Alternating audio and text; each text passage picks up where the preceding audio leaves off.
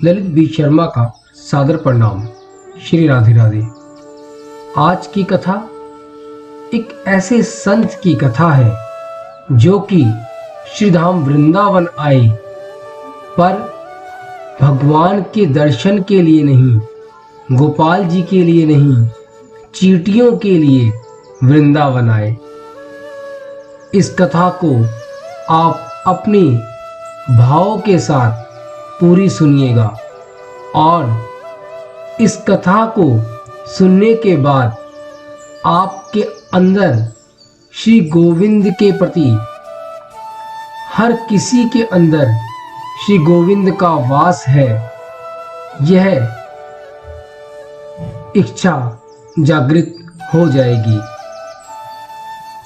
यह कथा एक ऐसे संत की कथा है जो कि अपने इष्ट श्री गोविंद को बहुत ही मानते थे और वह वृंदावन वास करना चाहते थे, पर उन्हें अभी वृंदावन वास प्राप्त नहीं हो पाया था।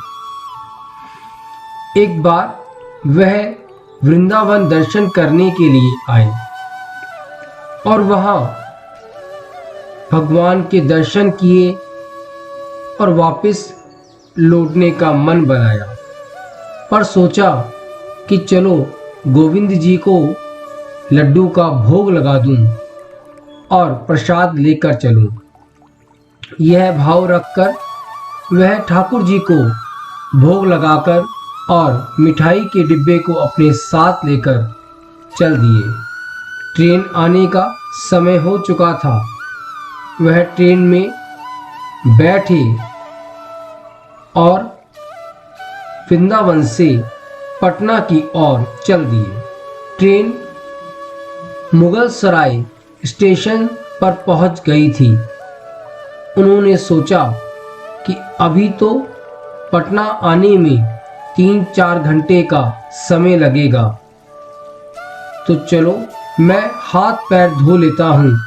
ट्रेन यहाँ पर आधा घंटा रुकेगी तो मैं संध्या वंदना भी कर लूँगा और कुछ खा भी लूँगा, बहुत भूख लगी है। संत ने हाथ पैर धोए, लड्डू खाने के लिए डिब्बा खोला।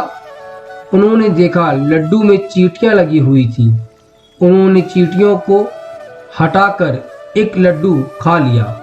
बाकी बचे लड्डू का प्रसाद बांट दूंगा, यह सोचकर लड्डू छोड़ दिए। पर कहते हैं ना, संत हृदय नवनीत समाना। बेचारे को लड्डुओं से अधिक उन चींटियों की चिंता सताने लगी। सोचने लगे कि ये चींटियां वृंदावन से इस डिब्बे के साथ मेरे पास आ गई हैं। बेचारी इतनी दूर तक ट्रेन में मुगल सराय तक आ गई। इनके भाग्यशाली जीवन था जो ये श्रीधाम वृंदावन में वास कर रही थी। अब इतनी दूर से पता नहीं कब इनको वृंदावन जाने का मौका मिले, या पता नहीं जा भी कभी पाएंगी या नहीं। मैंने कितना बड़ा पाप कर दिया है, इनका वृंदावन वास छुड़वा दिया। मुझे वापस जाना चाहिए, यह अपने मन में वह सोचने लगे। और संत ने उन चींटियों को वापस उसी डिब्बे में सावधानी से रखा और वृंदावन की ट्रेन पकड़ ली। उसी डिब्बे की दुकान पर पहुंचे जहां से उन्होंने मिठाई को खरीदा था। धरती पे डिब्बा रखकर अपने हाथ जोड़कर कहने लगे कि मैंने आपको ब्रज छुड़वा दिया था, इसीलिए जो मेरे से अपराध हो गया था उसकी मैं क्षमा मांगता हूँ और आपको वृंदावन में दोबारे छोड़ता हूँ। दुकानदार ने देखा तो वह आया और कहने लगा, महाराज परेशान ना हो, मिठाई में चींटियां लग गई हैं, तो दूसरी मिठाई मैं आपको दे देता हूँ। तो संत ने कहा, नहीं भैया, आपकी मिठाई में कोई दोष नहीं है, आपकी मिठाई तो बिल्कुल सही थी। यह चींटियाँ मेरे साथ इस डिब्बे में आ गई थी। सारी घटना संत ने उस दुकानदार को बताई। दुकानदार घटना को सुनकर संत के चरणों में भाव से बैठ गए और निर्मल मन से उनकी आंखों से आंसू बहने लगे। संत और दुकानदार दोनों ही बैठकर रोने लगे। बात भाव की है, बात उस निर्मल मन की है, बात ब्रिज की है, बात मेरे वृंदावन की है, बात मेरे नटवर नागर मेरी राधा रानी की है। बूझो तो बहुत कुछ है, नहीं बूझो तो सब कुछ पागलपन है।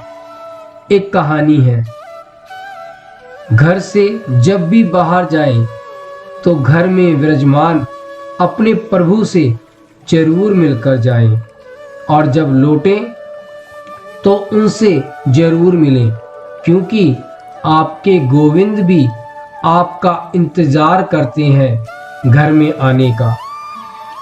घर में यह नियम बना लीजिए कि जब भी आप घर से बाहर निकलें तो घर में जो मंदिर है उसमें 2 घड़ी खड़े होकर गोविंद को कहिए, आपको मेरे साथ हरदम रहना है, क्योंकि आप भले ही लाखों की घड़ी पहन सकते हैं, बहुत सारा सामान खरीद सकते हैं, पर समय तो मेरे प्रभु के हाथ में ही है।